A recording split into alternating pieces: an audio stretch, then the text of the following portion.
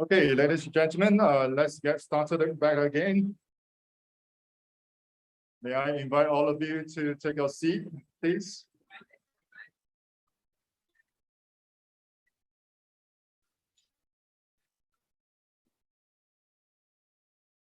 Yeah, ladies and gentlemen, please take your seat.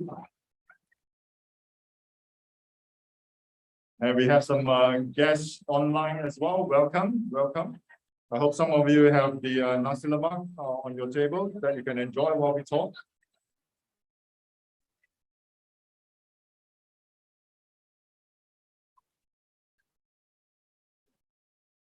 All right, we have some very eager attendees.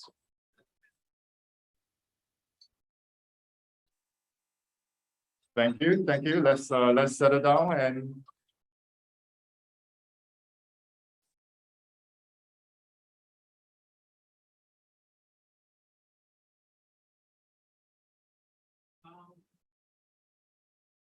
Okay, the bell works better. Thank you. Okay, let's get started, guys. Let's move from A1 to AI. So we just upgrade ourselves one level. Okay, it's my honor to introduce the speaker for tonight, Dr. Li Kai-Fu. Dr. Li is the chairman and CEO of Sinovation Ventures and president of Sinovation Ventures Artificial Intelligence Institute. Sinovation Ventures, managing $3 billion US dual currency investment fund, is a leading venture capital firm focusing on developing next generation Chinese high-tech companies. Prior to the founding Sinovation in 2009, Dr. Li was the president of Google China, and he has been senior executive at Microsoft, SGI, and Apple.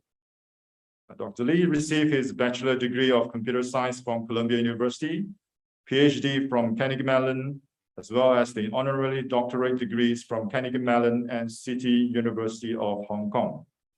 Now, he's also the co-chair of Artificial Intelligence Council for World Economic Forum Center for Fourth Industrial Revolution, fellow of the Institute of Electrical and Electronics Engineers, and is being recognized in Time 100 in 2013, Wired 25 Icons, Asian Business Leaders 2018 by Asia House, and followed by 50 million audience on social media. He is a celebrity. In 2017, Dr. Li wrote AI Superpowers, which he predicted China's rise to become an AI superpower.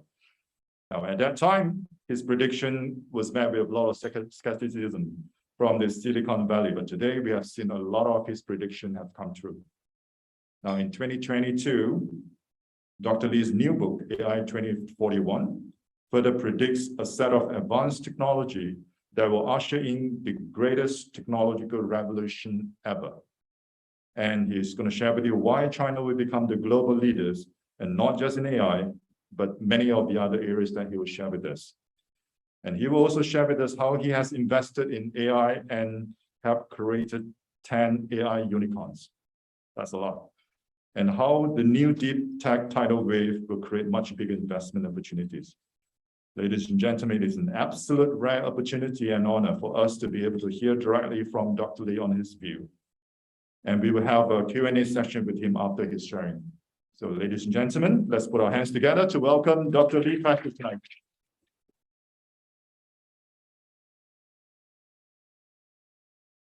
Great. Thank you very much. It's a real honor to be here. And I think it speaks a lot to the MAYCHAM's organization, how it can organize a talk so quickly. In about 1 week, this all came together. So my talk today is about the future that faces us. And what is important to note is that I think we're facing the most important technological revolution in the history of human race. So the students and the young people in the room, you're born at a perfect time. We have technologies that will change the future, not one, not two, but 4 to 5 to 6 such technologies. They're in areas like artificial intelligence, automation, quantum computing, life sciences, new energy. Each one of these will change the whole world. The last time the world faced such an opportunity was about 120 years ago, when inventions such as electricity, combustible engine, and the radio wave that were invented. Electromagnetic wave were invented. And what happened in the last 120 years was an outgrowth of those two inventions. Everything that we use and experience today, think about it, electricity and electromagnetic wave, they made possible, as an example, radio, that made encryption and decryption, and that enabled the creation by Alan Turing of the Enigma machine, which was the first computer. Then came communications, internet, mobile, phones. All of this built on these 3 great inventions in the early 19th century. So my European friends will always dispute that the Europeans invented most of these technologies. But what was important is that United States captured the benefit of these 3. So, and not only did it create Ford out of combustible engine and create General Electric out of electricity and new energy, but also these intertwined to create all these industries of the future, right? A lot of the great names of America were about 120 years ago. The Rockefellers, the Carnegie, Edison, General Electric, JP Morgan. These were all names created in that 120 years ago that became the cornerstone. And most importantly, made the United States of America the most powerful country in the world because of its technology prowess. So today, looking at the geopolitics, we are facing the same kind of opportunity, not only for individuals, for companies, but for countries. So each one of the technologies I mentioned is as important as electricity. So let me go down the list, right? AI, a technology that will beat our brain in almost everything we do. There are a few things we do that AI cannot do, but AI can do almost everything else infinitely better, and many more things we can't even dream of doing. Is that not bigger than electricity? Automation, the process of doing routine jobs for us, thereby liberating us from having to do routine jobs. 50% of our jobs will be taken over by AI, and creating tremendous amount of time on our hands to pursue our passion and interest. Is that not bigger than electricity? Life sciences enables us through technologies like CRISPR and other methods of gene writing will allow us to edit and create life. There will be, as an example, worms that will become fertilizers and will become completely organic. Is that not as big as electricity? And new energy and new materials will change the future. New materials will allow us to create things one molecule at a time, without having to go through the process of chemistry and using potentially toxic and scarce materials like fossil fuel. We'll be able to create things one molecule at a time, green and much lower cost. Energy, we've seen energy costs plummet. I know we're watching gas prices saying that's expensive, but actually the cost of green energy has gone down so low that is now for most countries and most uses, the lowest energy cost anywhere. that is using solar panels to collect the energy and storing them in batteries. That approach is now for everywhere that is feasible to apply the lowest cost of energy. And that was, as the last 15 years, a 90% reduction in costs. And in the next 15 years, there will be another 90% reduction using new technologies like perovskite for the solar panels and hydrogen for power and sodium batteries. These new technology breakthroughs will again cut the energy cost by a factor of 10. So what that means is everything that you use today, your phone, your glass, your tablecloth, your watch, your everything will plummet dramatically in cost. Why? Because what is in the cost of anything we own? There is the materials that will come down because of life sciences, synthetic biology, creating everything from a molecule. The cost, what's another big part of the cost? The labor. Well, AI automation will do it all. No need for human labor, dramatic reduction. What else remains in the cost? Energy. No longer will we need to use fossil fuel. The cost will go down by a factor of 10. So everything we have, the cost will go down by a factor of 10. That will allow us, at least if we have our act together as human race, to eradicate poverty and hunger. Is that not bigger than electricity? So we have not 3, but at least 5. There are people in this room who might argue, hey, what about blockchain? What about Web3? What about Web3 and metaverse, right? These are all possible additional things, but I don't think they're proven yet. So I just take 5. So not 3, but 5, or maybe even 8 technologies that will change the future of us, our children, our grandchildren, that will bring about all of these benefits. So we're really at the crossroads of approaching a future. If we have our act together, an individual can make huge amount of difference. A company can prosper or perish in this environment. And a country like China can look forward to the possibility, if we have our act together, to overtake the US or co-lead with the US, the future in this incredible, what we call fourth industrial revolution. So that's the subject of my talk. And then at the last part, I'll talk a little bit about, for those of you who want to see, well, as investors, what should we do? I'll have a few comments on those. So I wrote this book in 2017, published in 2018, in which I made the heretical prediction that China will co-lead the future in artificial intelligence. All of my friends in Silicon Valley thought I was crazy. Since Kai-Fu's gone back to China, worked for 15 years, he's now come out crazy. China's a copycat. How is this possible? But what we saw in the last 5 or 6 years is that my predictions came exactly true. And the predictions are based on a set of understanding that I gained when I worked in China. And these are fundamentally the following 6 things. First is the amazing Chinese engineering talent. The Chinese universities first caught up in engineering, perhaps not quite yet in science and many other areas, but engineering, are phenomenal. Schools like Tsinghua are fantastic. And also these engineers work incredibly hard. They're tenacious, and they want to go into anything that is appealing and enticing and high paying. So when AI happens, they all jump in. And today, actually, when I go to many places like Middle East, Singapore, even Hong Kong, people say, oh, we don't have enough China AI talent. And I tell people, China has an absolute surplus of AI talent. There are so many of them because they've been trained so well, they've played with big data, they know how to make things work. It's more important than academic students. These engineers make things work, and China has a huge surplus, and not just AI engineers, but also applied researchers and also product managers, more than any other country, including the US. Second reason are the tenacious entrepreneurs who built China's internet businesses, which had the largest user base market and also data from which to train the AI, which is the fourth reason, which is very, very critical.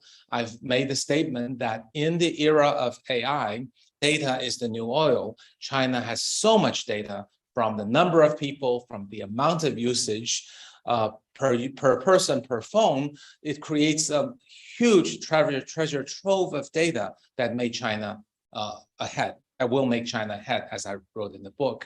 And then a large amount of investment, smart VCs, very positive government programs, all together made it possible for China in a fairly short amount of time, building on success in internet mobile apps, to become one of the world's leading companies in AI. So today, US is probably still ahead in top-notch research, but China has clearly made the most money, created the most value, built the most unicorns, and has the most engineers in AI. So we can call it a two-horse race. And beyond AI itself, within AI, at Sinovation, we've invested in 10 companies that have become unicorns and that are worth about $30 billion. And we didn't invest at a PE level at Series D, and at 1 billion valuation, now it's worth 1.2 billion. We invested generally at fairly early stages, like $20 million, and now they're worth a total of $30 billion. And as I mentioned, we're now at the cusp of not just AI, but a number of other technologies and breakthroughs. And my new book, AI 2041, for those of you who are interested, there's a bookseller outside, talks about these importance of technologies. In the book, I don't really go into China versus US because sometimes that draws people on the wrong path. I wanted to make a single impression, which is how important these 5 technologies are. But in this talk, I will speak about how China is doing in each of these 5 areas. So in the remaining of my talk, I'll go over 1, 2, 3, 4, 5, each of the 5 technologies. Obviously, very little time to cover everything in detail, but to give you an idea. So first, artificial intelligence. One of the biggest things that happened in the last 10 years was about 10 years ago. On the top chart, you see that AI began to recognize objects more accurately than people.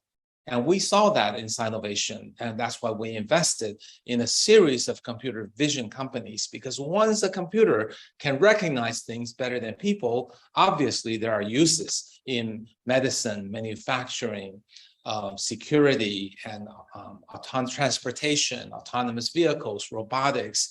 The list will blossom, and we did extremely well in seeing that ahead of time by reading academic papers and extrapolating trends.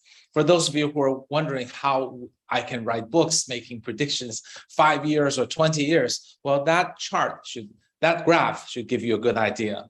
This is not done out of just some kind of imagination, but it's all predicted based on a curve, extrapolation. It's not that hard.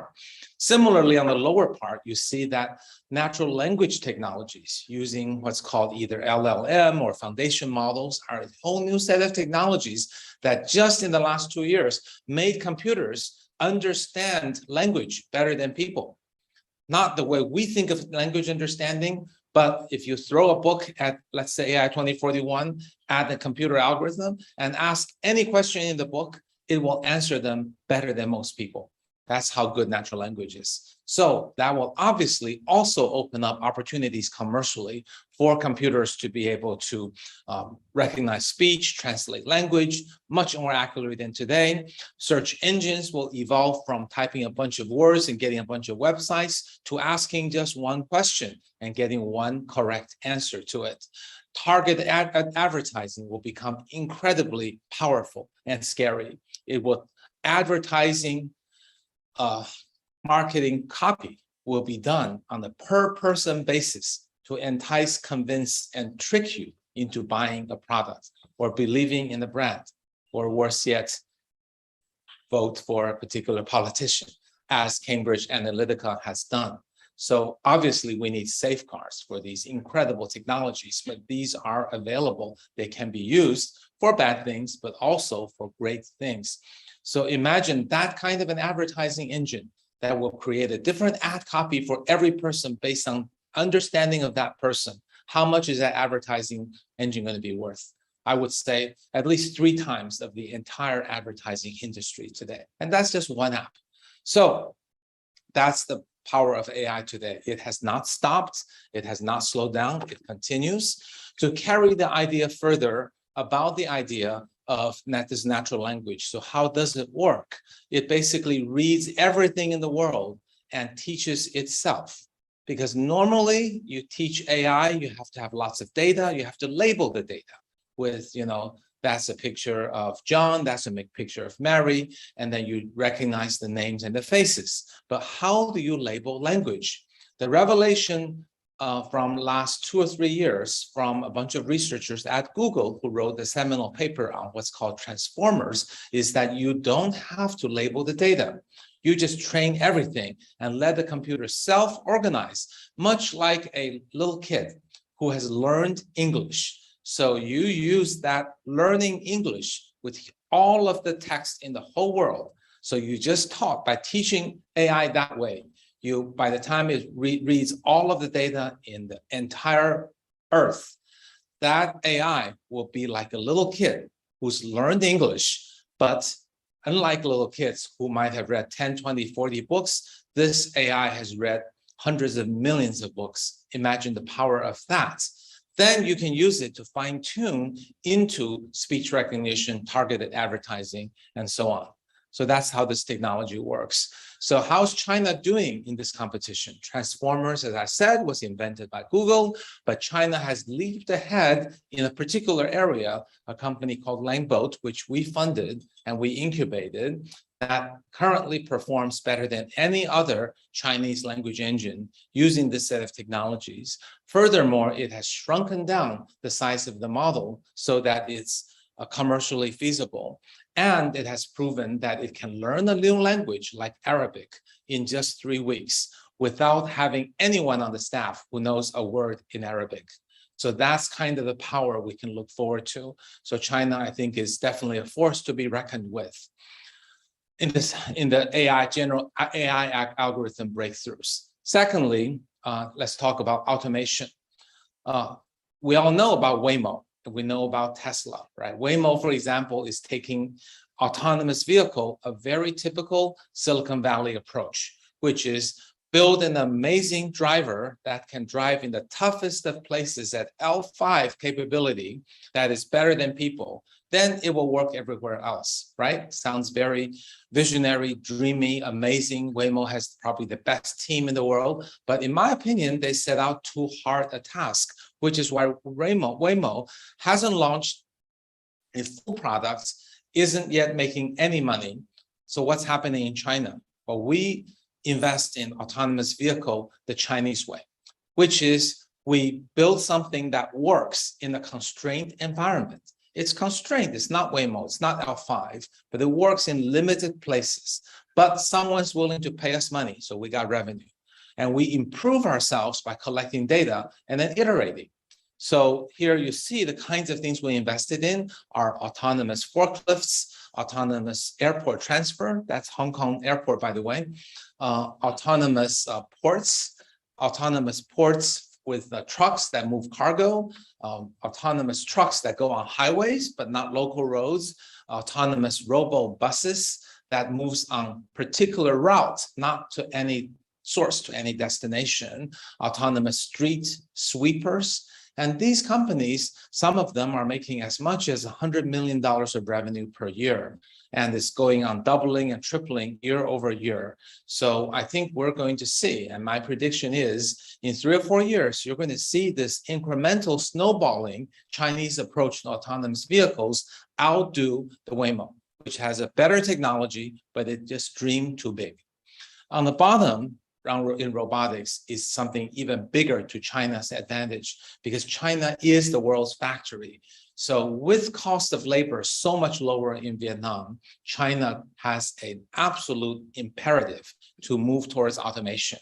because China isn't going to want to pay its workers at the Vietnam level. So it has to automate the most routine tasks and have the AI robotics work alongside the blue-collar worker, gradually taking over, replacing some of the blue-collar functions, but in the process of doing so, dramatically saves costs. So we decompose all the tasks in the factory, from visual inspection to moving things, to picking things up, to hand-eye coordination, to fine motor skills, to dexterity, and we look at all of that, and we have a 15-year roadmap that gradually China will replace all routine work with automation. Here are some examples to show you how far China has come along. On the upper right are examples of a company that builds these tiny, very light carts that talk to each other, work with each other. They never run into each other. They're very fast, you can see, and there are no people there anymore.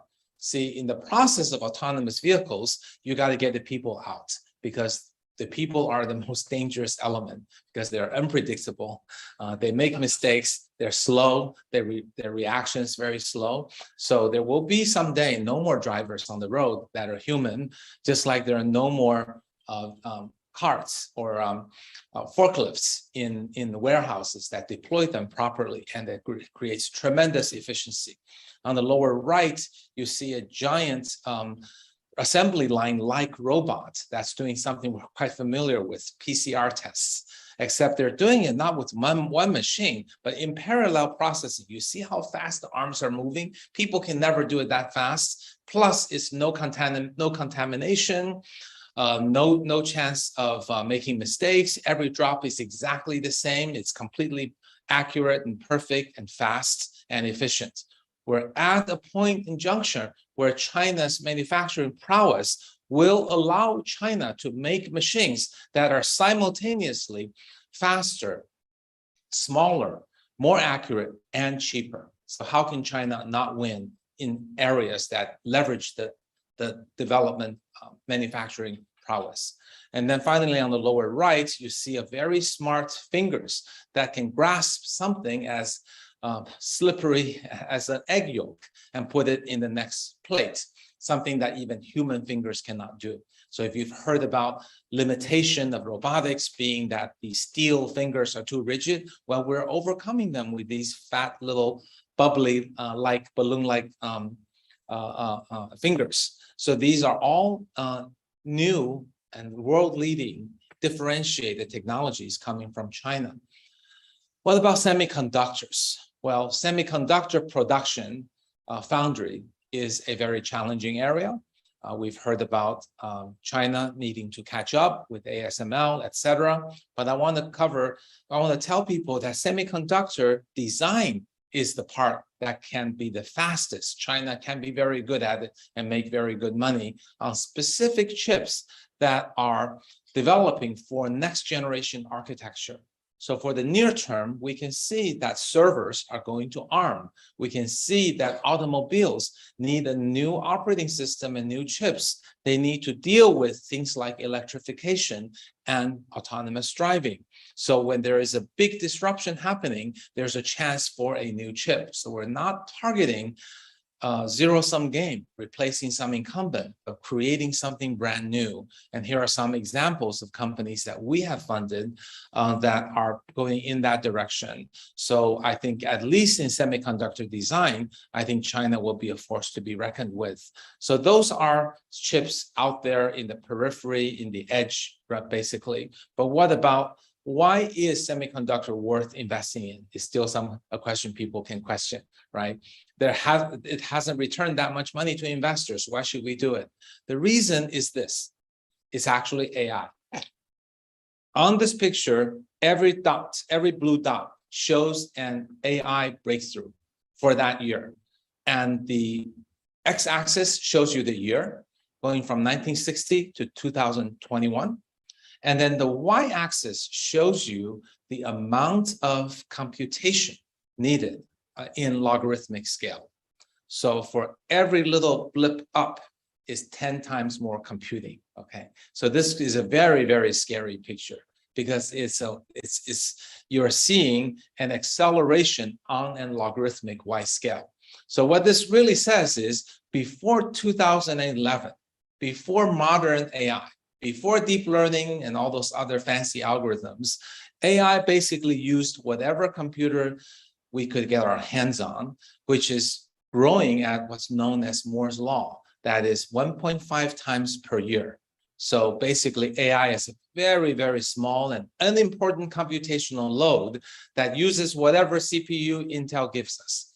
That was a story of my life in those years. But 2011, as I mentioned, computer vision tipped.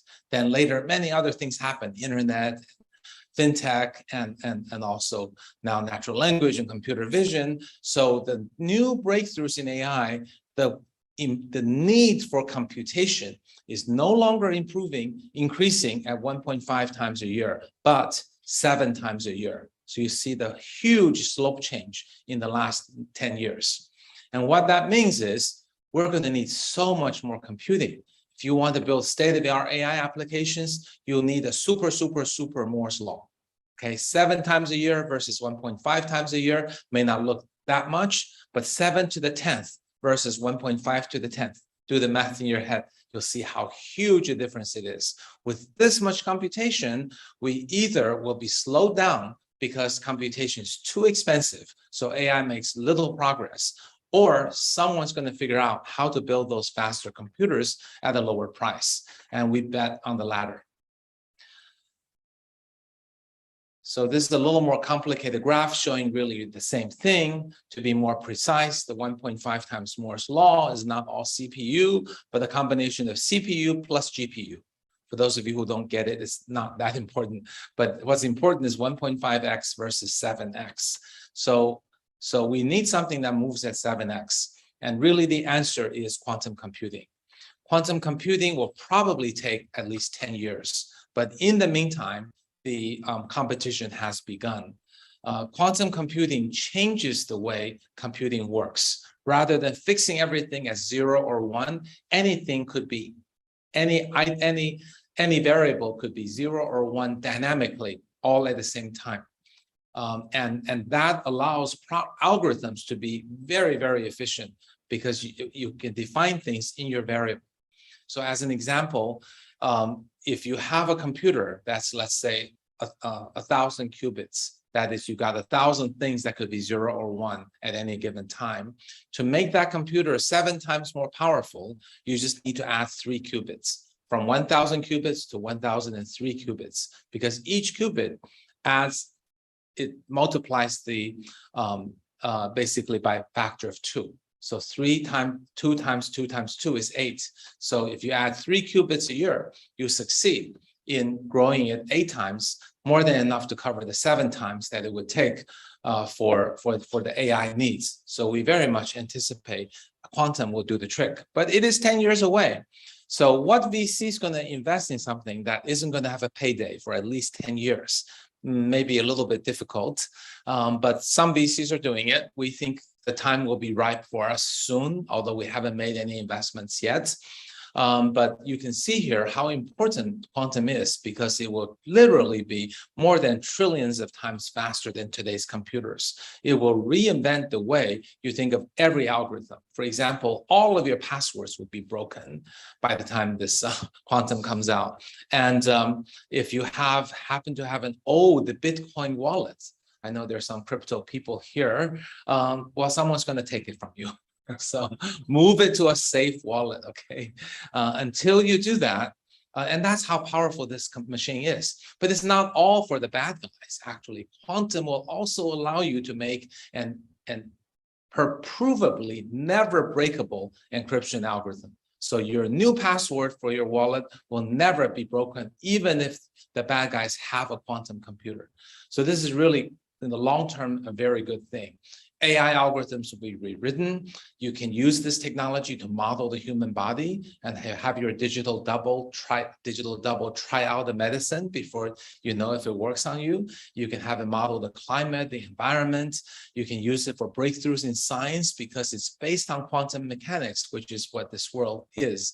So quantum is phenomenal. And China is doing quite well In this case, you can see the number of qubits on the Chinese quantum computer on the lower left is catching up with the US. China is spending more money, getting more patents, although today, US is clearly still the leader in quantum.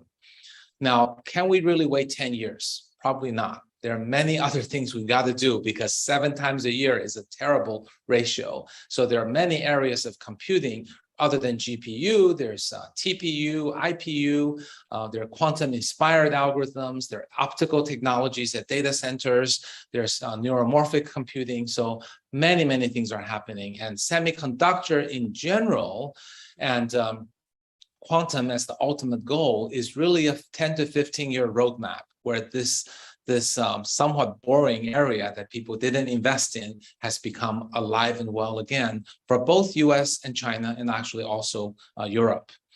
So now moving on to number 5, healthcare. I want to talk about a few big trends happening in healthcare, again, related to AI.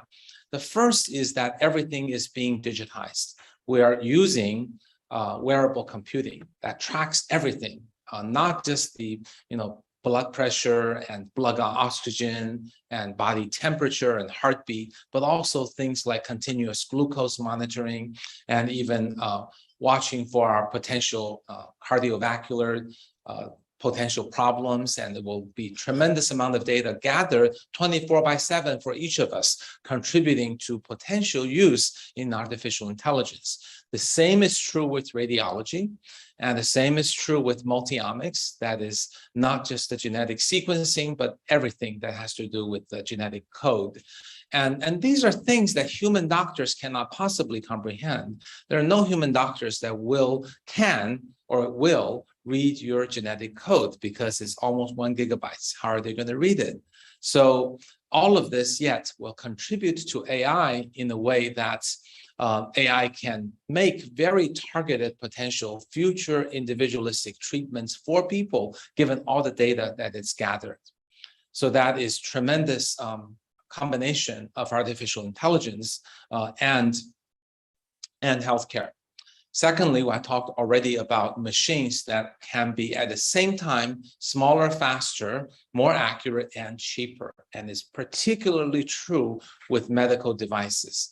Think about how they used to do blood tests, right? With a technician who looks under a microscope. Now it's just PCR.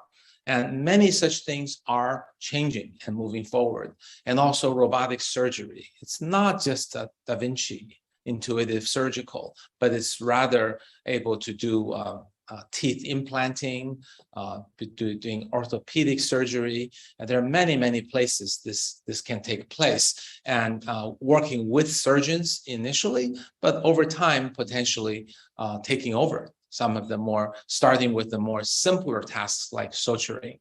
So we're going to have robotic surgeons that will perform surgery at a higher level of safety for us, and robotic doctors who will be tools provided to human doctors who will make the final decision. But when the robotic doctor is so good, the human doctor becomes more or less just a rubber stamping process. So these are the huge changes that we anticipate in healthcare. And as a result, we will live longer and healthier. Some of the examples of AI and healthcare are, on the left side is an amazing thing, which is automation of the wet lab. If you remember going to the biology class, you had to do all kinds of things in the biology class with test tubes and testing. All of that can be done by AI and robotics today. That's actually easier than, say, making an iPhone. You would think a technician is a much higher end job than someone working at an Apple Foxconn factory on an iPhone. But actually, measured by the complexity of the manual task, the technician's job is easier. So they're already being done away with this company we invested in. And when you have this capability of automating the wet lab, the benefit is not just replacing the technician. The benefit is all of your experiments will be 3 to 10 times faster. Imagine the productivity of the scientists of drug discovery. And it can also do some things that are rather crazy. On the lower chart, you see that little pulsating heart. That is not a human organ. That's a human organoid.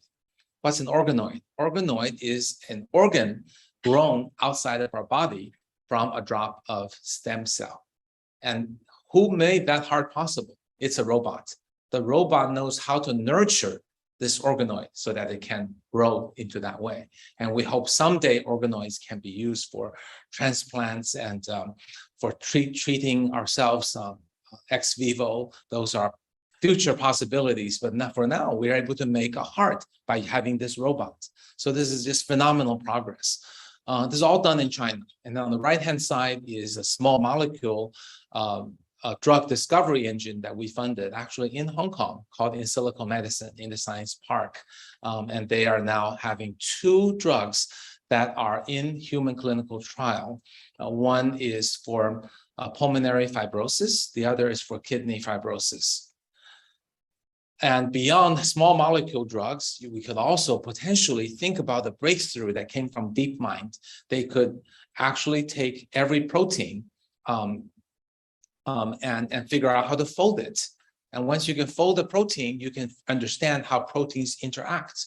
Once you understand how they might interact, you can try to figure out how to undo the effect of their interaction, which is the cause of some diseases. So this is yet another set of companies that we fund that have to do with drug discovery, that of combining the power of AI with either large molecule large molecule drugs, or RNA drugs, or even other types of drugs. This is something that people cannot do. So we're now moving into the territory from let's do things like a human, but better than a human, which is small molecule drug discovery, into the field of something people can't do, but AI probably can do. So imagine the treatments that will come out. All of this, I think, really will dramatically improve our health and longevity. The last point I've sort of already made, which is that sustainable is incredibly important, but it's actually not just a behavioral change, but a set of technologies that will facilitate the change. We all know that people want to do the good thing, but sometimes it can be costly, so that people don't do the right things for climate and green energy, because it costs money, hurts the bottom line to do so. So providing great technologies will help to make this a win-win. And that's what we try to do here. As I mentioned earlier, we're seeing the cost of energy plummet. So the adoption of solar plus battery storage will likely go up considerably in the coming years. And that's people who want to become more green, but also people who can see an economic benefit for doing so. So the use will likely go up. And I talked about how it can be used in terms of using sustainable, lower cost energy, primarily solar, also wind, stored in new types of batteries, and bringing down the cost by a factor of 10 in 10 to 15 years. So what this really means is the opportunity for China on the left-hand side. You see the curve I talk about on top, but what's most important is that we generally today think of energy as what country is endowed with the most natural resources, right? The Middle East, GCC countries, Saudi Arabia have so much oil. Recently, the oil prices have gone up, their power have increased, but those days are numbered, because in 15 years from now, the country that's most powerful in energy is not the country that's endowed with most natural resources, but the country that is the best in manufacturing solar panels, in manufacturing battery. And that is China already today. 8 of the top 10 solar panel companies in the world are Chinese. 5 of the top 10 battery companies are Chinese. The largest of such battery companies is CATL, phenomenal tech company, deep tech company in China, founded by a chemistry electrical geek who brought a team of people to build the best batteries in the world. And not only with lithium, but also experimenting now with sodium and hydrogen, and even coming up and think about the following example in terms of the 4th industrial revolution. CATL recently announced, so did BYD, by the way, but CATL, I think, made the first announcement of this technology called C2C. C2C means cell to chassis. That means the chassis of a car will serve as a battery. You essentially make a battery that's a chassis, or a chassis that is a battery. So think about the implications is that this will be 40% fewer in parts and 30% lower in costs, and much better, 50% better production efficiency. And this car will go 1,000 kilometers per charge. So think about the plight of the automobile company. If this comes out and works, what are your choices? Adopt this platform and become beholden to them, because the car, when you open up a car, it's essentially got software, it's got some semiconductors and autonomous driving chips and software, and then it's got this chassis, which is a battery. That's it. Everything else is just a shell, and that will essentially reduce the meaning of a car company into a brand plus a shell. Plus it licenses this, then it licenses some driving technology, and it brings us some, licenses some software, and that's it. It's very much similar to what happened to Compaq, for those of you who remember that company. When Intel went into the motherboard business, there was no longer a value proposition for a personal computer, because all you have is a shell. Inside is an Intel motherboard and the Microsoft operating system that killed Compaq and many, many other companies. And if this is successful, that will be yet another endeavor where a battery company becomes an automobile reference platform company. Of course, that hasn't yet happened, but there seems to be some likelihood of happening. So in the field of new energy, China is doing extremely well. So hopefully, if I've convinced you, these 5 huge changes that are coming are making a huge amount of difference and creates phenomenal opportunities in all 5 areas. Lastly, what are we doing at Sinovation? We actually have a series of funds that do different things. I don't have time to go into all of these, but I would say we have a couple of deep beliefs in methodology. We are fundamentally technology people first, investors second. Okay, so we're certainly not as good in reading financial statements and dealing with projections of industries as many of the PE funds and great PE managers like Mr. Shan over there. That's their expertise. We need to learn from them. But our expertise is we know technology, we think, better than anybody in the industry, in China and perhaps in the world. There are 15 PhDs on my team. We understand the technology. We talk to the technologists, the scientists, the professors, and we can win their trust and work with them in funding them to do great breakthrough technology companies. So many people keep asking if we're incubators. We're not incubators. Okay, we're not very good at incubators. Incubators require process excellence in building and running a large space and real estate company. We're not good at that.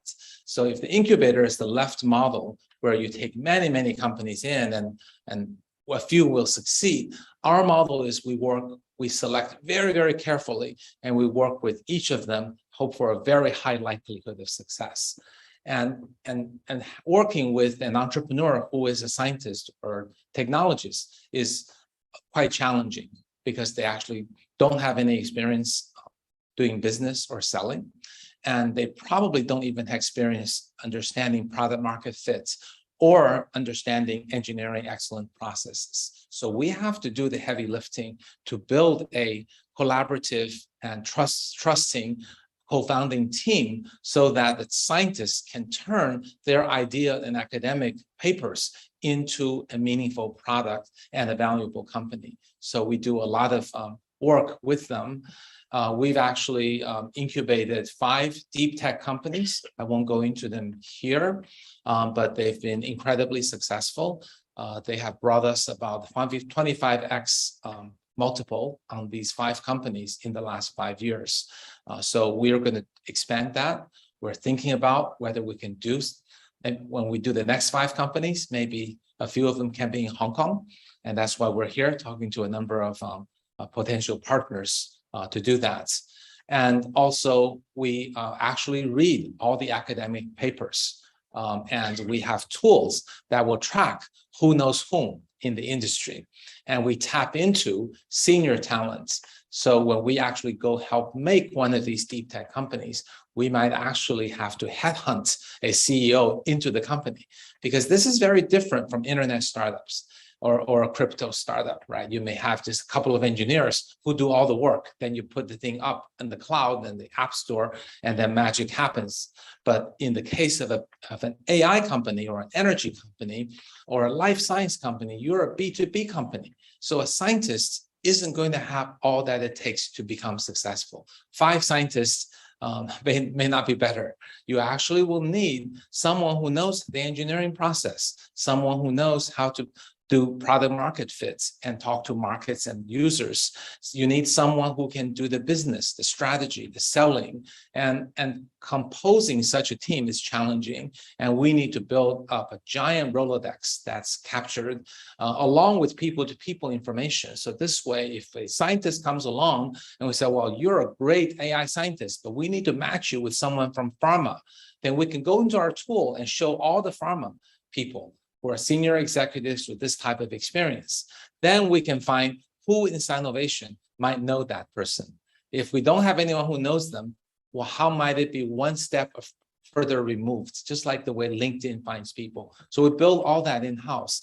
This is a completely different set of tools than what a VCPE would use to make their investment decisions. So we've done these 6 different areas. And we're very excited about being able to potentially participate in this 4th industrial revolution. We believe China will have a phenomenal position, and we hope we can also make a lasting contribution. We also have actually an AI institute with people who can actually do the engineering and the science behind the AI. So we hope that we can create a different kind of an entity that at a time when 4th industrial revolution is about to take off. And one thing that matters a lot is understanding of technologies and how to make them into successful products and valuable companies. We hope that our tool set and our approach can really make a dent in this incredible universe. Thank you. This is my email if anyone wants to contact me. Thank you.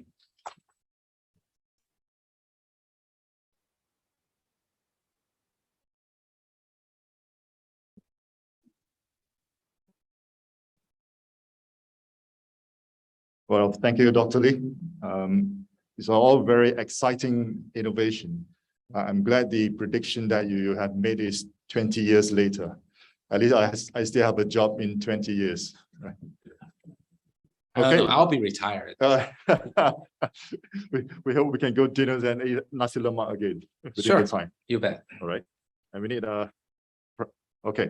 So now it's a Q&A session. And one more thing that I'd like to remind everybody, we have some Dr. Lee's books outside the room. So if you like to join the book signing later, you're encouraged to slip it outside and buy the book, and we'll have the book signing session right after this. Great. Right? Okay. So, I don't need to kickstart my own question. Now, gentleman over there, would you like to say your name and where you're from so that you put a context to the question? Yeah. Hi, Dr. Lee. I'm Brian Wong. I'm a Rhodes Scholar at the University of Oxford, specialising in political philosophy. I'd just like to ask you a question concerning the social economic implications of AI, because I'm coming at this from obviously sort of the sociological and political perspective. And it strikes me that when we were talking about the improvements to productivity, consumer behaviours, welfare, and all that, that's fantastic and that's grand. But the flip side of the story is, what are the implications, in your opinion, for workers who are displaced by automation? Because obviously you could say, well, with mechanization of labour, you saw workers adapt, adjust, and switch to other sectors. It's going to work out. But you need it with automation, given the exponential growth of computing speed you outlined just then. It strikes me that transition and adaptation might be substantially harder in a case of automation vis-a-vis mechanization. So what about the unemployment and the human cost of these processes? That's my question. Thank you very much. Cheers. Okay, thank you. I understand you've been holding that question since when we last met in Oxford Union, right? Finally got to ask it. That's great. Yeah, so in the history of technological progress, every technology displaces jobs, and ultimately every technology ends up making us better off. So that's what gives us some optimism.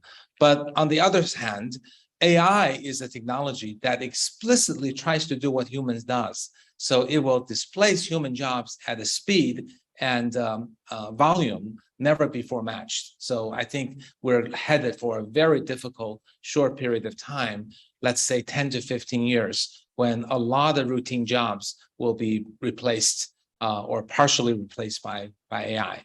Even when it's partially replaced, let's say a workload is 40% doable by AI, 60% still requires humans, well, the 40% of the workers will disappear because there's only 60% of the workload left. So that is a significant issue. There will be more jobs available, partly because AI will create new jobs. Many jobs that exist today, data scientists, robot repair, didn't exist before. And some low-end jobs like data labeling didn't exist before. And there will be many more that I cannot imagine right now, but they will come up. So there will be new jobs. But the problem is the jobs, the people in the jobs that are being displaced, the assembly line workers, the paper pushers in the office, the drivers, for example, they may not have an easy time fitting into the new jobs that are available. So I think several things really need to be done in preparation of that. One is think of this not just as a universal basic income problem, tax the rich, give it to the poor, and then we're all set. It's not, because the unskilled jobs are going to go away. Everyone who wants a job essentially needs to be skilled in some way, shape, or form. So therefore, when someone loses his or her job, the new job that he or she will take will require retraining. Right? I was meeting with some people from the university working on these retraining programs. I think those are excellent and very forward-thinking. I think that's exactly what every government should do, is on the retraining. There are some very trivial things that one could develop. Which jobs are going away sooner? It's very, very obvious. Auto mechanic jobs going away soon, because not even with AI, it's changing, right? Cars are no longer the way they were. They're becoming electrical. So those jobs are going to be gone.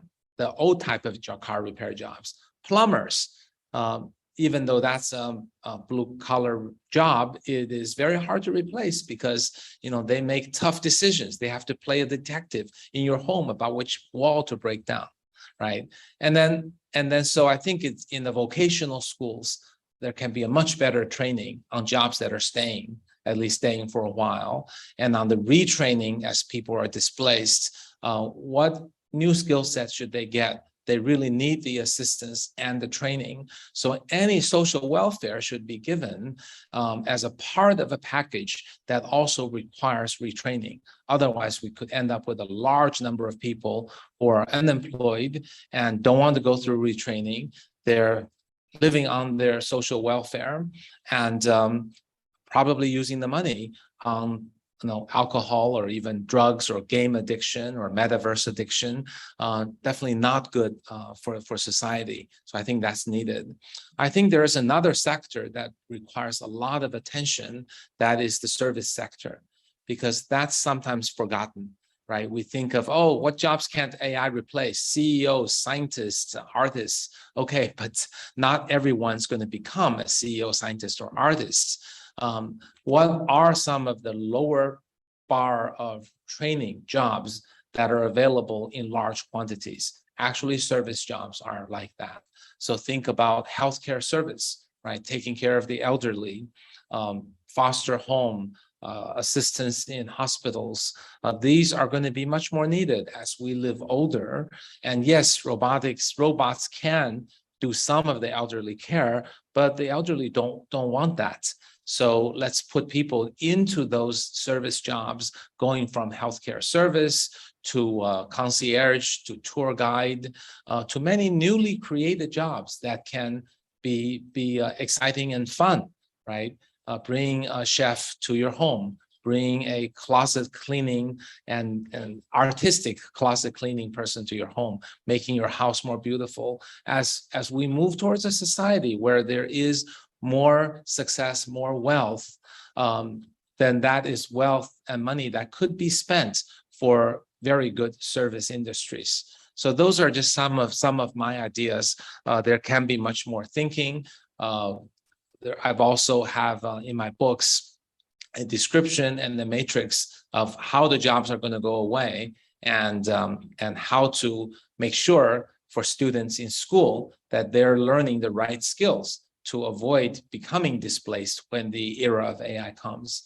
So I'll leave the rest as an exercise for the reader. There are books outside. There's actually 2 stories that relate to job displacement in the book, and I hope you enjoy it. Thank you. Thank you, Dr. Lee. Dr. Sricha. Thank you. Thank you. Dr. Lee, I look forward to getting and reading the book. I'm sure it will be very illuminating. My name is Chia. I'm from the Relationship of Commerce. Now, my question is, my worry really is that China will win the technology war, but you will lose the culture war. As an example, there are all so many young Chinese men and women going to America for higher studies. I read in the media that after graduation, many don't return home. They prefer to remain in America. Isn't this a problem for China? And more broadly, does it imply that China may be strong in technology, but has continuing problems in terms of soft power? Thank you. Okay, well, thank you for your interesting question. As one of the beneficiaries of American education and one of the returnees who did come back to China, I also have many friends who did not.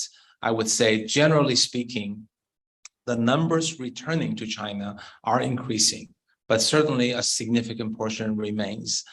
The way I would see this is that it's a win-win, right? China sends its brightest and young and best and brightest to best schools to study in America, Europe, and a good percentage return.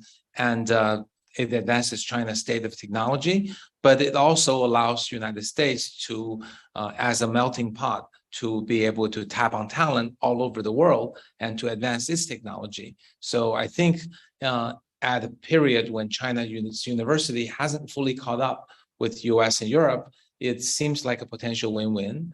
I wouldn't view some percentage staying in the US to be a problem. I stayed in the US for more than 10 years, then I eventually returned. So I don't think it's the case that all the best and brightest have gone to the US and very few returned. That problem that you described may be a problem for India, where I think it's more common for top IIT students to all go to the US and very few return. And I think what Chinese government can do is, I think, keep the door open, because don't let the geopolitics get in the way for young people to find the best way to become the best that they can be, but improve China's own jobs and entrepreneurial environment. So that's what's ultimately going to attract people to come back. In the very, very, very early days, when the people who left in the late 70s, early 80s, in fact, very small percentage returned, because when they graduated, they didn't see a competitive employment environment in China. But now there is. So as long as that continues to be true, that companies like Alibaba, Tencent, ByteDance has great jobs, and entrepreneurial environments has lots of entrepreneurial companies that are hiring, and also universities are taking in young faculty, then I think that's all it takes, is that people will make their own choices, and an increasing number of people will return. Okay, thank you. Anthony? Yeah. My name is Tony Liu, and great pleasure meeting you. And thank you very much for really illuminating talk. You put it very well that China, of course, is doing so well with such a large population of engineers. Hong Kong is a very small place. Although you come here to invest, and I'm very taken by that. Hong Kong was part of the country under the one country, two systems. What do you think that Hong Kong can offer in this great march for supremacy in artificial intelligence and robotics and all of this? Does it actually replace the country's future? Thank you. I think Hong Kong has potentially a huge opportunity today. In President Xi's recent visit, he also talked about wanting Hong Kong to become an international center of excellence in research.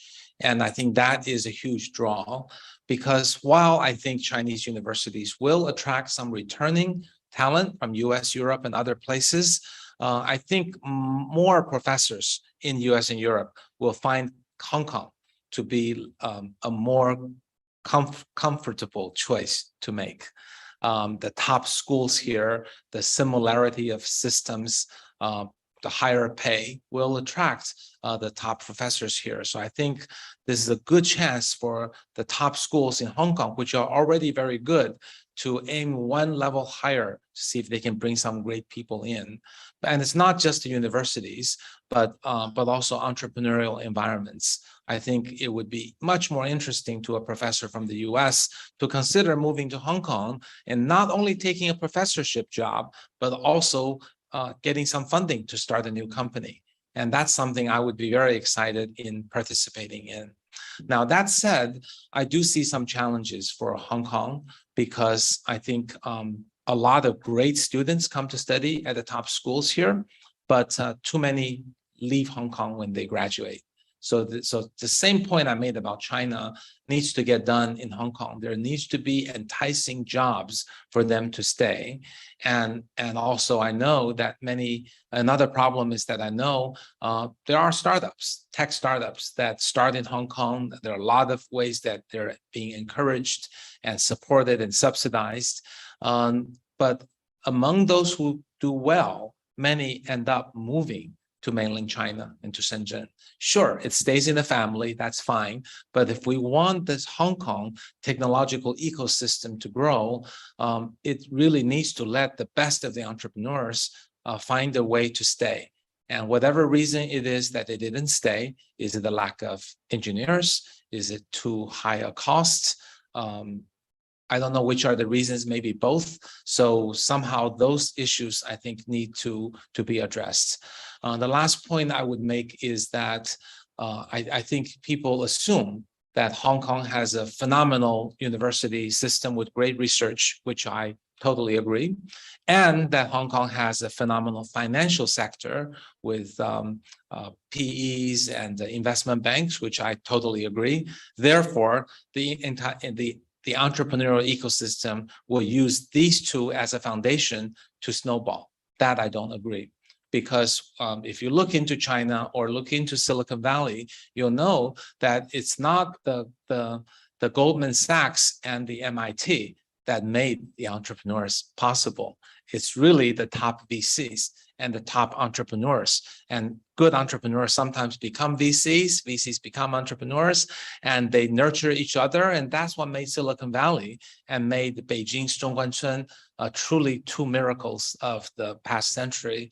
So enticing those people to come to Hong Kong, and I would say venture capitalists first and foremost, entrepreneurs over time, and also solving the problem of not having enough great engineers here in Hong Kong. Those three are probably the things that I think will need to be deliberately done to achieve a great result. The research talent returning, coming here will probably naturally happen, although a few additional policies may still help.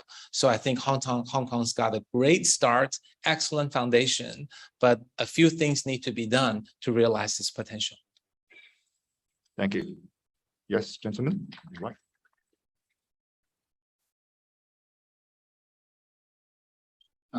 Fantastic talk. Thank you, Dr. Lee. I'm Eddie Tam. I'm a fund manager in Hong Kong.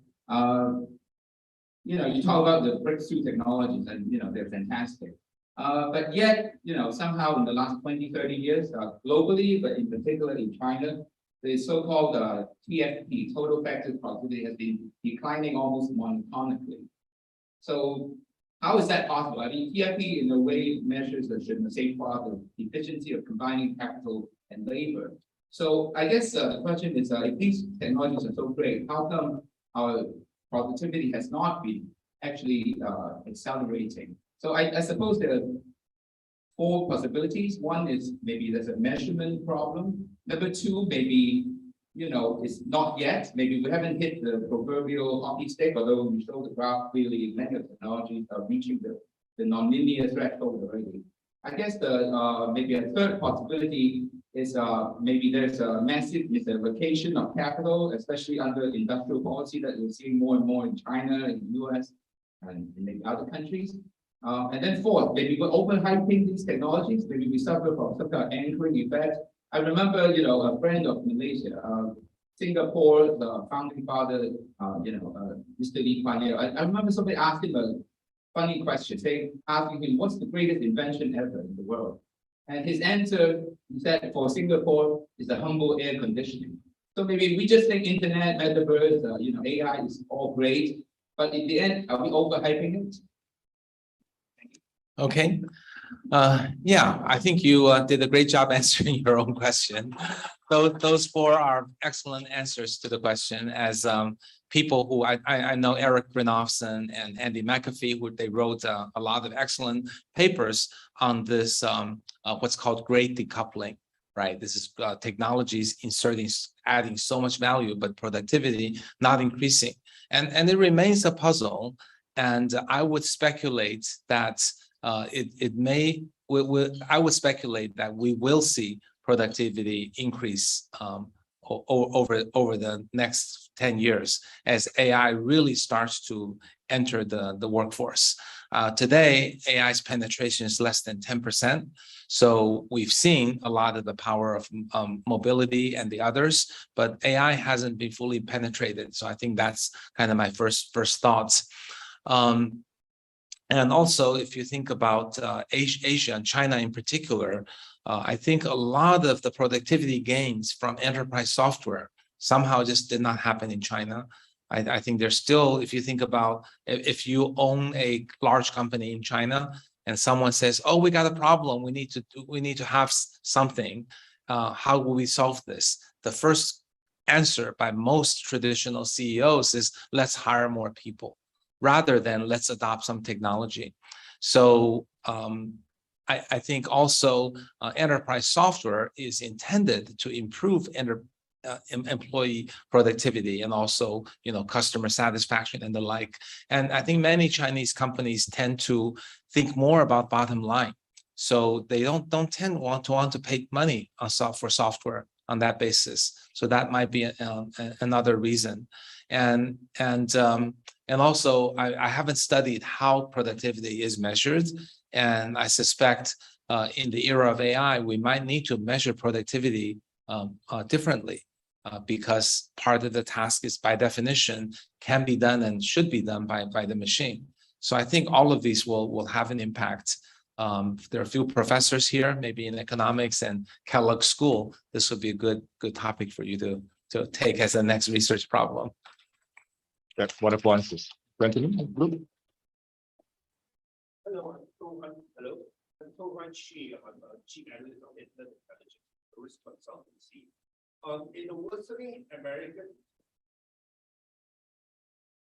With the worsening America-China relationships, as China advances incredibly in artificial intelligence, do you see the American government aggressively reacting, like, trying to block Chinese students from studying at American universities, creating this propaganda hype of the Chinese deep state using Chinese deep tech to take over the whole world, spy on America and Britain and other countries, that just cast China in a very bad light and trying to stop China's progress in AI the way you try to do semiconductors now? I don't know what US is doing, so I hate to speculate on this.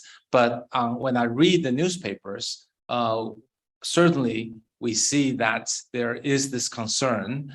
And I think I see debates in the American society on the one hand to see what can be done to ensure American leadership and stop China from growing faster.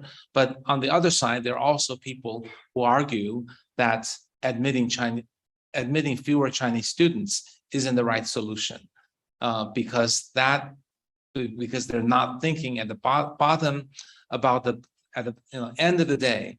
The real advantage of the American system is that it is a hybrid society that can attract super smart people from any country. That's why a country with, 1/4 of China's population can have so much technology innovation, because they bring smart people from China, India, Korea, Iran, everywhere else to study. That if they start cutting that off, I think this will raise questions by many people from many countries. And I think the fundamental biggest advantage starts to go away. So that's the debate that does happen. So far as I can see, the level of enrollment seems to be somewhat smaller compared to the last few years. But there's a COVID effect there as well. But there hasn't been any just absolute blockage of Chinese students going to America. So I don't think it's yet going to that extreme, and I hope it doesn't go to that extreme. Good answer. At the back, please. Dr. Lee, my name is Joanne. I'm the first female question raiser. Thank you. It's really amazing to hear what AI can do for us. But at the same time, I think some of us in the back of our mind might have a question of how do we put governance around AI and making sure that they are aligned to what we should be doing. And so at one point they might outsmart us, or at what point, would they be kind of overtaking us? Some of the people might have this question in the back of their mind. So just want to get your thoughts on how the governance and making sure that control environment is there when we have AI assisting us to cooperate and collaborate instead of competing. Thank you. Okay, yeah, excellent question. I know you work on AI and data science, so you're speaking from a position of knowledge, but many people who raise this question are not so informed. So I hear a lot from people who are worried about AI dominating the human race. We need to control and contain that. The fear of super intelligence. I think it's okay for one or two think tanks to dream, but it's just not happening. The AI that we build is just a giant calculator. It doesn't have self-awareness or desire or intention to direct, own, or hurt us in any way. If anything, if AI algorithm hurts people, it's because the people who program the algorithms to hurt people. Just like if a weapon, if a bullet hurts a person, it's not the bullet's self-will to hurt the person, but whoever fired the bullet. So that's the first part, is that we see no roadmap, no prediction. When you read my book, AI 2041, there is no self-awareness, super intelligent computer by 2041. I'm quite sure that will not happen. Okay, so having answered that part of the question, the other question that you're probably asking is, there's still a lot of issues. People complain about AI algorithm being so smart that when we use YouTube or TikTok, we're having to waste a lot of time watching videos that that entice us to click, but don't make us learn or grow as a person. So our time is being wasted, or that maybe it even exacerbates some of our biases, that if we have a little bit of violent tendency, they show us a bunch of violent videos and make us really violent. So, and also if they see that we're, let's say you're in America and left-leaning, they keep showing you left-leaning stuff, so you don't even think the right exists. So yes, AI has done that, and something needs to be done. Right. And also AI can potentially take a lot of your data and misuse it and be sold to other people like Cambridge Analytica. Also, there are issues with bias. Can AI give preferential treatment to men over women, or people of one race over another? Or it's also security. Can AI be hacked so that autonomous vehicles can't read stop signs? All of these are truly clear and present danger that needs to be worked on. So I do think governance is needed, but I would first say, let's give technology a chance, because most technologies, as they are introduced, bring serious problems. When electricity was brought to the first few homes, they electrocuted people, and it became a big scare, right? You can read the history and see that. But what happened? It wasn't regulated or forbidden, but someone invented the circuit breaker. as a way to limit that problem. And similarly, when the internet was connected to the PC, there was viruses everywhere, but it wasn't a regulation that did not forbid connecting internet to the PC, but antivirus software was the answer to the problem. So each of the problems I mentioned, there are potential technological solutions that can address them. So I would encourage people who work on AI to work on not just the fundamental technology breakthrough, but ways to harness, control, and make AI harder to be used for bad, naturally used for good. That's, I think, the first thing that should be done. Also, I don't think everything is government and governance. There are a lot of things the society can do. For example, one could provide a rating of all the social media websites, which ones have the worst score for fake news or deep fakes or whatever you want to rate. And that publication of that data, I know we've got some media friends here, would put a lot of pressure on the social media companies to find ways to minimize deep fake and fake news. And then furthermore, if those scores become respected enough, users will run away from the social networks that are not doing their job. And also ESG could be attached that I know there are fund managers here. Some of your funds would not be allowed to buy stocks in companies who perform poorly in ESG. And maybe one of the ESG metrics is some kind of an AI responsibility index. So there are all these things that can be done. And lastly, yes, there can be regulations. There's GDPR versions of that in the US, variants of that even in China. And I think there are lots of talks about regulation. And I think it really should be a combination of technology and civilian/commercial metrics and measures, as well as regulation that work hand in hand. Regulations will be needed, but I would be cautious not to assume that is the single answer for every externality that AI brings up. Lady over there. Hi, nice to meet you, Dr. Li. And this is Jia Xing from the South China Morning Post, and I'm a technology reporter. And I have a follow-up question on the geopolitical topic. So, so it's about semiconductor. So, like in terms of U.S. blockage, we know that the U.S. government is actually considering to ban the China's access to the semiconductor design tools and like the equipment for manufacturing semiconductors. So, like if China lose the access to the design tools, to the equipment, how is it possible for China to overtake the U.S. in semiconductor industry? And this is from like the U.S. perspective, and I think the China's semiconductor chip industry itself is also having problems like within itself. We all know that there are some like fracture scandals for within China's state bank. So like from these two like problems from the outside and the inside. So what's the like future hope? What's the future holding for China's semiconductor industry? That's my question. Thank you. Dr. Li. Well, I think you'll need to ask the people who are actually working on either the policies or the so-called corruption issues. I have no idea what they are. What I can tell you is Sinovation invests in IC design.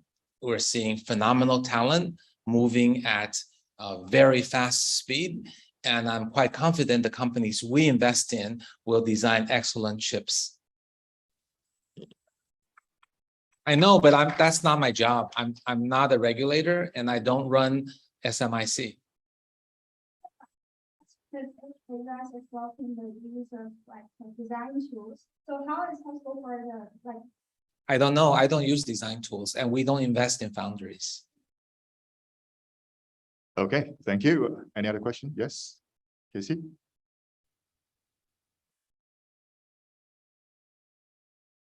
Okay, Dr. Li, thanks for your awesome talk. I have two simple questions. I'm Casey Teo from Malaysian Chamber. First is AI, how much will be helped by quantum computing, especially the improvement acceleration of AI? That's the first question. Second question is, will quantum computing be or developed to such a stage where a PC will be in the size of a PC will use quantum computing? Thank you. Okay, thank you for your question. On the first part, AI will be completely reinvented by quantum computing. The good part is AI can be so much more efficient, right? AI is the single computational workload that is starving for computational resources. So having quantum computing is the greatest gift that will allow AI to fully capture all of its potential. So that's huge. But the downside is every algorithm has to be rewritten. So all that we have learned today, all the things I talked about, large language models and convolutional neural networks, those won't matter anymore because we won't be using those. We'll have to figure out in the quantum framework how to program that device for AI. So we have to kind of start with a blank slate. But fortunately, it's so powerful, I think we'll figure it out. Now, I don't predict AI will be the first application for quantum because I think there are more lucrative applications. Security is clearly one that is going to, AI is something that works pretty well and it will work incredibly well, but the bar is high. Security will completely change. Whatever works will stop working. And I think that will be, security will clearly, encryption, decryption, security will clearly be the first low-hanging fruit and the app. And AI will take longer. Your second question about the size, well, if you've you might want to Google quantum computer and then look for the pictures. They are huge. They're not small, right? There are these very large with room in the room with cooling and superconducting materials and very careful ways to balance. So they will not be computers we can have at home. They'll be more akin to cloud computing, where you'll be sending things for it to execute and send back to you.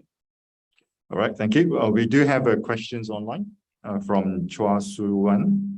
The question is, Dr. Lee, can you share your perspective on the regulatory reviews in the China technology sector? What is driving it? How does it affect development in the sector? And where does it go next?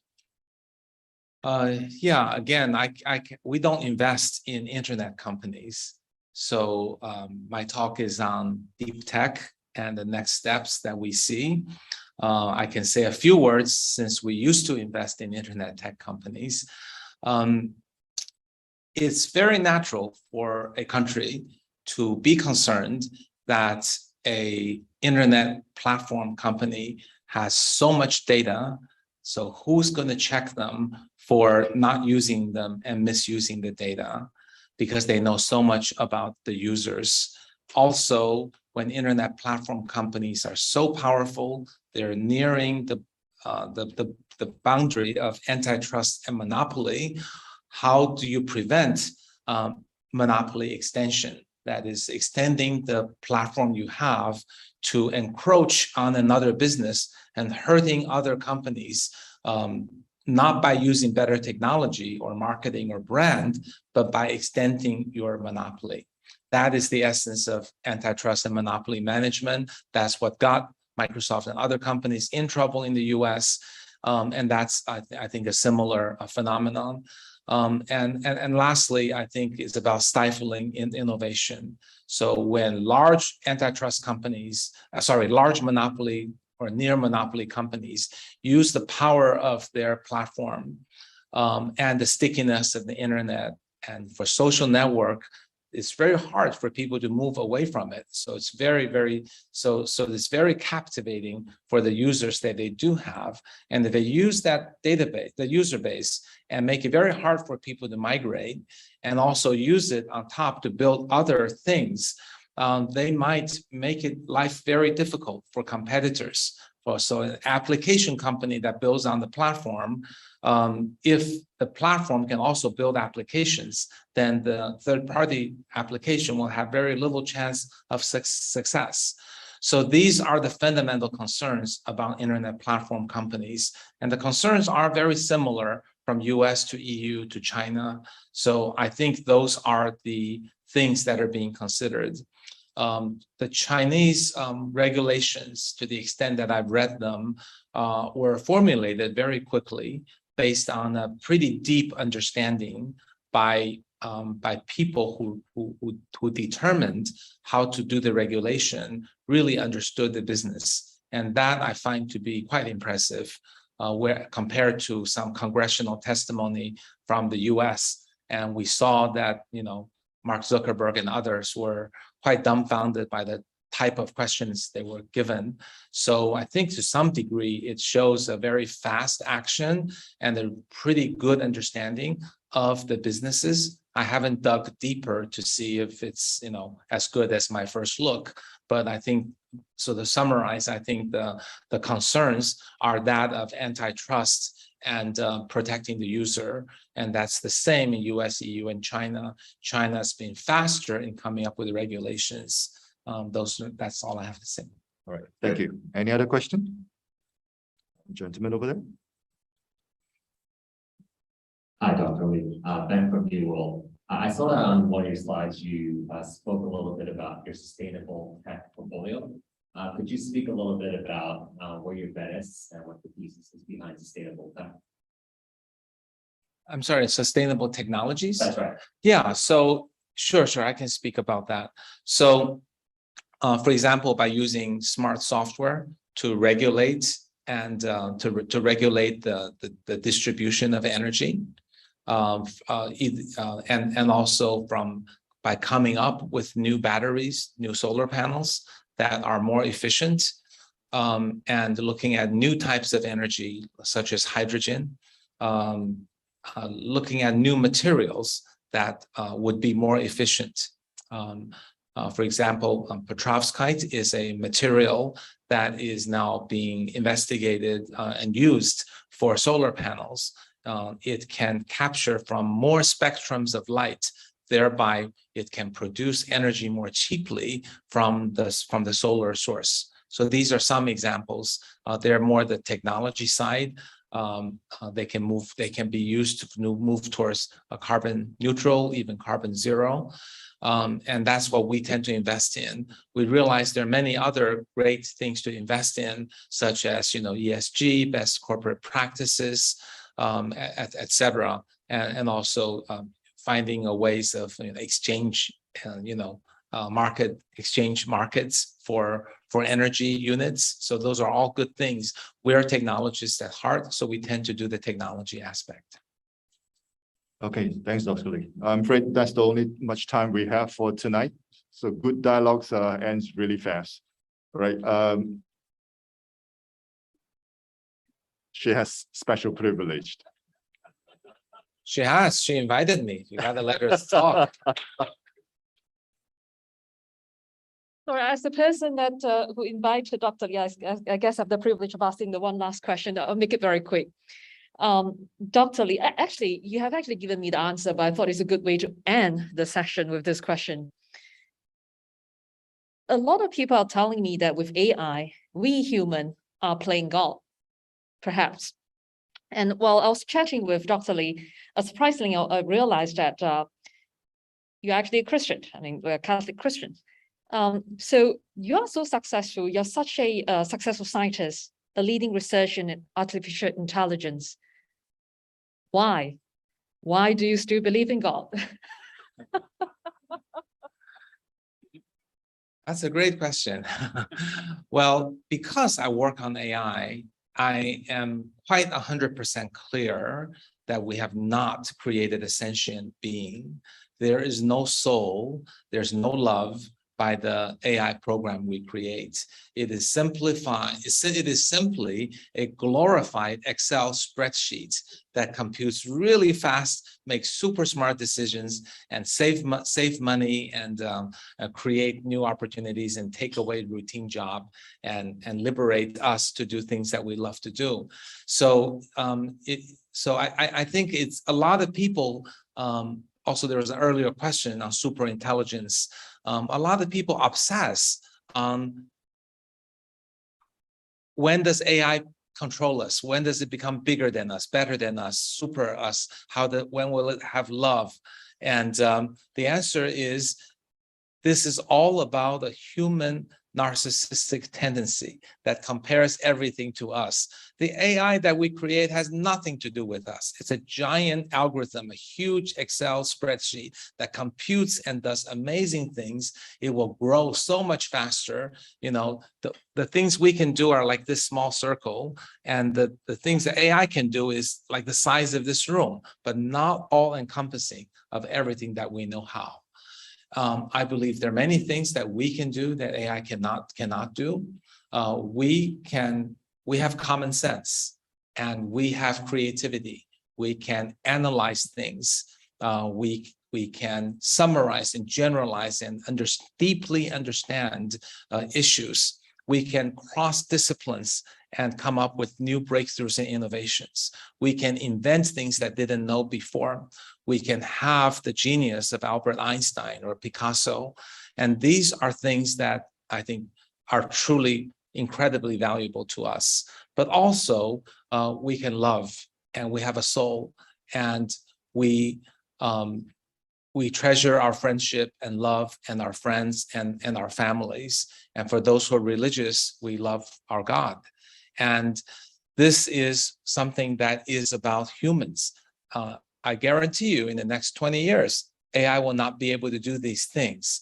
So having AI, I think, makes it all the more clear what it is that makes us human. So we should stop treasuring things that don't matter. You know, that someone can do a rote task, someone can memorize things, someone can file away papers very quickly, someone can make iPhones very fast. These things don't matter because AI can do them. I would go as far as to say, maybe in the grand scheme of things, God may have allowed us to find AI so that we know what's important and what's not important. Everything AI can do is clearly not important for us. First, because it does it so much better than us, we shouldn't even waste time trying to compete. Secondly, we as humans are wasting so much of our time on things that don't matter. And God may be tired of teaching us, and maybe it's better to show us, look, a machine can do this better. Are you sure you want to spend your life doing this? So in the grand scheme and design of things, maybe we're being inspired to come up with AI so that we can enjoy the fruits and be liberated from never having to do routine and boring work, and also to realize the value that we have as human race, and the fact that we are blessed with a sacred soul and have the ability to love and have the capacity to create. That's what makes us humans. So let's hope we spend time focusing on these things that really do matter. Well said, Dr. Lee. I think that was the most difficult question. Well, ladies and gentlemen, Dr. Lee, thank you. Before we go to the next sessions of book signing, please take a little bit of time to, if you like, to get the book outside, and we will convene with the book signing shortly. And while we are at that, let me invite Dr. Gan again to present a little token of appreciation to Dr. Lee.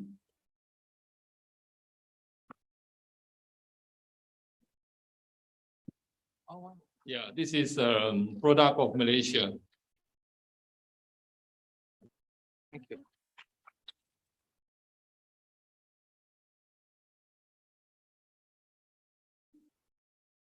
AI can produce the map, but what's inside is by humans, Oh, okay. here or whatever. Thank you.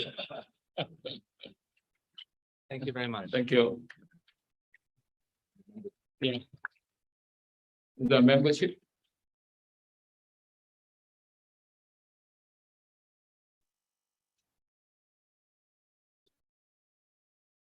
So we also like to thank Dr. Lee by presenting Dr. Lee with the honorary membership of MAYCHAM. Thank you. So we just added one title to your very, very long list of titles, membership of MAYCHAM. Thank you very much. So we're gonna have book signing shortly. Let the people help us to arrange. Yep. Yeah, yeah. Okay. Well, thank you. Thank you so Okay. much. Thank you.